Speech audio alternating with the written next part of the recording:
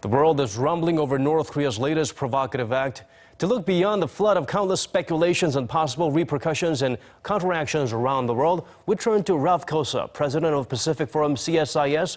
Colonel, thank you for joining us. First of all, why now? Was there a hair trigger? Sudden cancellation of the Moranbong band's concert in Beijing, maybe? Kim Jong-un's birthday, or perhaps the death of his key aide, Kim Jong?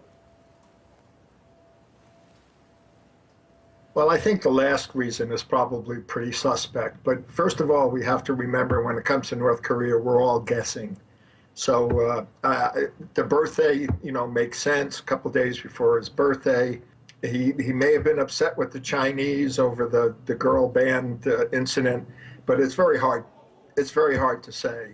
It may just be this was the best time to do it.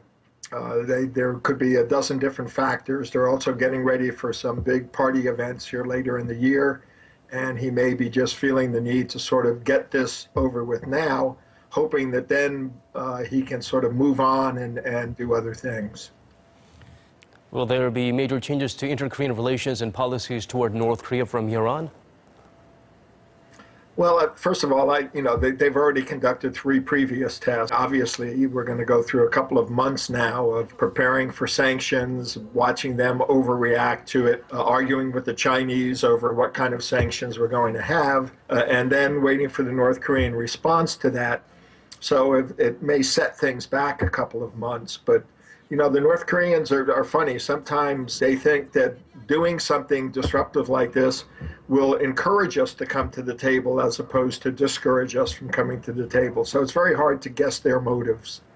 We don't expect much, but hope springs eternal. Could it affect Six-Party talks stalled since the late 2008 in any way? Well, there are no Six-Party talks, so it won't affect them at all. We haven't had them, as you say, in 6 or 7 years. And I don't expect they're going to start again very soon. The Six-Party talks were aimed at denuclearization. The North Koreans want to have Six-Party talks as a nuclear weapon state. We're certainly not going to accept that. So the best that we could have hoped for, if there is a resumption of talks, is to manage the problem, not to solve the problem. And right now, that doesn't seem possible. What about relationship between North Korea and big brother Mainland China? I expect this tantrum will not prove to be constructive.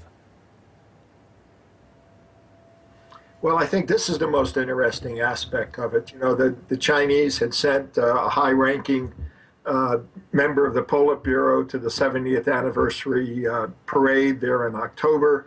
And the assumption was that the quid pro quo for that was that the North Koreans were going to behave. We were expecting the rocket launch in October, and they didn't launch the rocket. So we were sort of lulled into thinking, well, maybe Kim Jong-un has turned over a new leaf. Well, that leaf has fallen to the ground and died. So now what comes next? Well, if I was Xi Jinping, I'd be pretty annoyed that I had, sent a high-level emissary there, tried to open up the door, and then he turns around and conducts a nuclear test. So from my standpoint, I would expect the Chinese to get tougher on them. But, the Chinese talk tough. But then when it comes down to, okay, here are the steps we want to take, here's the ABC, normally they say, well, let's just try X, Y, Z, and they'll dumb things down. So I think this is a moment of truth for the Chinese to see just how serious they are, or whether the North Koreans have, in effect, call Xi Jinping's bluff. For less informed outsiders looking in, it looks like a very dangerous situation for Seoul, but of course we know better than that. Well, first of all, define dangerous. It doesn't increase the danger to South Korea. As long as you still have a strong U.S. ROK alliance, the North Koreans aren't going to test that, and they're not going to put South Korea at risk. So I think President Park has handled the North Koreans pretty well. She's been very firm, and I think she'll continue to be firm, and to me, that's the best avenue, the best approach to take. I think it's very important that we don't overreact to this test. I think that we need to put pressure on China to get China to step up to the plate and join the international sanctions regime and actually enforce it. And how will U.S. policies toward North Korea change from here? Well, I think this just sort of reaffirms in President Obama's mind that there are a lot of things on his plate between now and when he leaves office.